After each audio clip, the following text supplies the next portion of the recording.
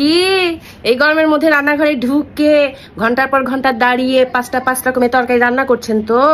না বাবা, আমার বর এদিক দিয়ে আবার খুব ভালো।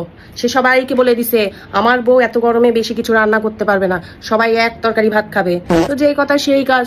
আমার বর বলছে, কেগো শুনছো, এই গরমের মধ্যে মাছ টাছ খেতে ইচ্ছা করছে না, আমাকে একটু চিকেন কষা করে দাও, আমি তাই দিয়ে ভাত খাবো। হলো, তার জন্য চিকেন কষার ভাত হবে।